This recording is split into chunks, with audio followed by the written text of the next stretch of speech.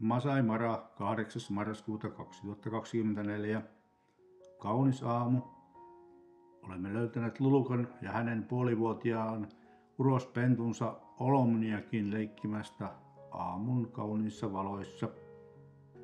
Olomniak tarkoittaa onnekasta, eli lucky one. Luluka synnytti puoli vuotta sitten pari pentua, mutta ilmeisesti leijona onnistui tappamaan toisen pennuista. Niinpä henki jää nyt. Pentu sai nimen Olomniak, eli lucky one. Tässä kohtaa olemme onnekkaita myös me, kun pääsimme seuraamaan näiden leopardien leikkimistä avaimella alueella. Monesti leopardit on kovin pelokkaita ja vievät pentunsa tuonne tiheeseen pensaikkoon ja tuskin niistä näkee kuin vilausta silloin tällöin. Onneksi Luluka on tottunut autoihin eikä näe tarvetta paeta, joten voimme seurata niitä aitiopaikalta. Tuon Masai Mara 11. päivä marraskuuta 2024 saimme tiedot, Luluka on ilmeisesti lähdössä saalistamaan ja niinpä löydämme kaksikon tältä avoimelta savannilta. Puolivuotias vilkas pentu saattaa häiritä saalistusta.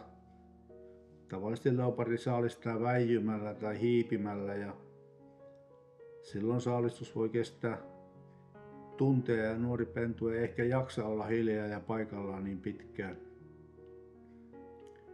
Parempi, että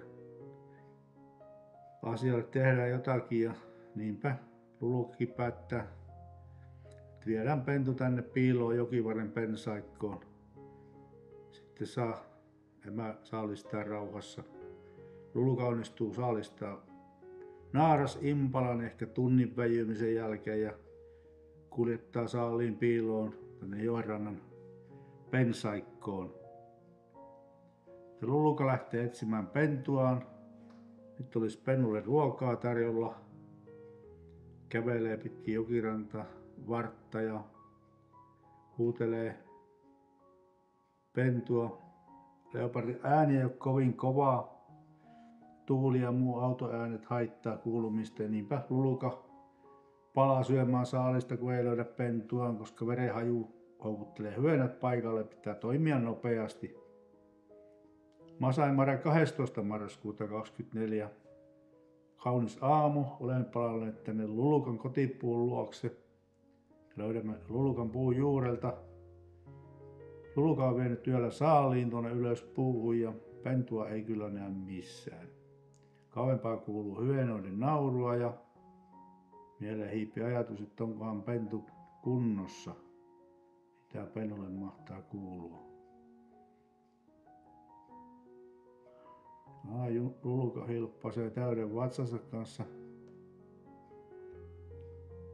ylös korkealle puuhun ja siellä saalis näkyy hän kiikuttanut sen yöllä sinne ja sinne Luluka jatkaa saaliin luokse. Ja syykin nopea ylösmeno on tässä. Puun alle on tullut 2 hyönaa. Ilmeisesti näiden hyönoiden nauru oli se, mitä kuultiin aiemmin. Hyönät haistaneet tämän verenhajuun ja tulevat etsimään saalista, että voisiko se ryöstää. Kysymys kuuluu, mikä pennun tilanne, mutta sitten tulee tieto, että pentu on turvassa puussa. Käymme tarkistamaan tämän havainnon ja puolivuotias leopardi osaa jo kiivetä puuhun turvaa, jos joku uhkaa. Hyvä niin. Luluka ei tietenkään tiedä pennun tilannetta ja kestää aika pitkään ennen kuin hän uskaltautuu tulemaan alas puusta. Hän haluaa olla varma, että hyönät on poistuneet paikalta. Ja niin hän taas lähtee etsimään pentua jokivarresta. Edelleen on tuulista ja muutakin hälvää. Ääni ei ole voimakas. Se on aika matala ja hentonen, mitä se huutelee. Kestää aikaa. Kuleksii paljon siellä jokirannassa ja menee puolelta toiselle ja tuntuu jo, että eipä se taida sitä pentua löytää tänä päivänä. Niin kuin tyhjästä, niin se pentu ilmaantuu paikalle ja vaikuttaa iloiselta totta kai. Luluka sen sijaan näyttää huolestuneelta, eikä mitenkään riemuitse enemmän tilanteesta. Tietysti on huolissaan niiden hyönoiden vuoksi edelleen. Tämä pennun häntä on muuten, se on vähän niin kuin käsi, se tuolle hyväilee aina ja kokeilee sitä emäänsä. Silmin nähden mielissään tilanteesta. Siinä on kaunis kaksikko kauniissa valossa.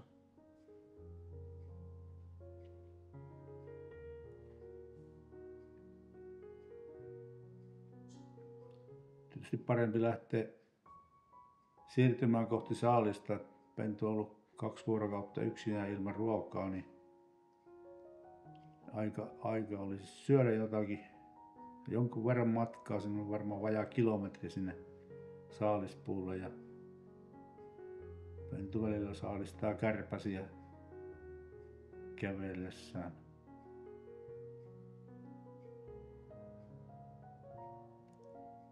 Kaunis pentu, niin kuin myöskin luluka.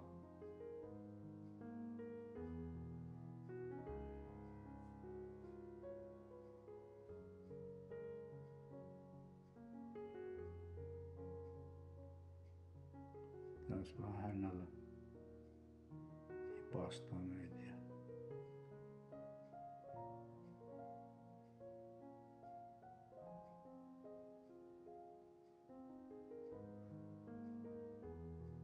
Puu on saavutettu, niin sitten on tehtävä edessä kiivetä ylös puuhun syömään sitä saalista, mikä sitä odottaa.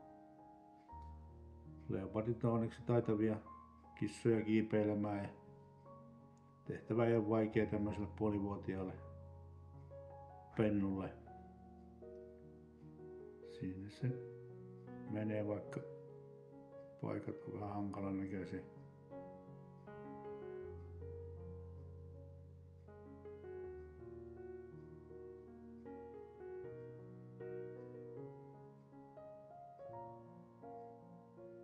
Hyvät maisemat. Loppumatka näyttää vähän haastavalle, mutta hän pentu tiedä, mitä se on tekemässä.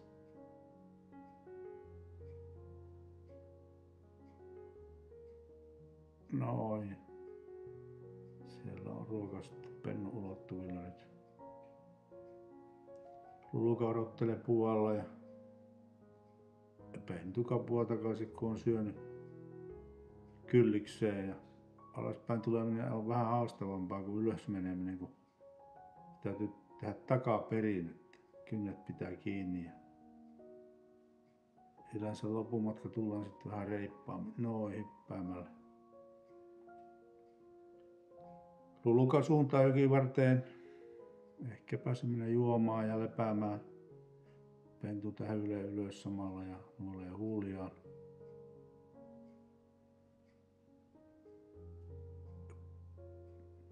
Pentu päättää lähteä myöskin perään. Pysähtyy ja sanoo heipat kuvaajille. Näin on meidänkin sitten aika lähteä pois.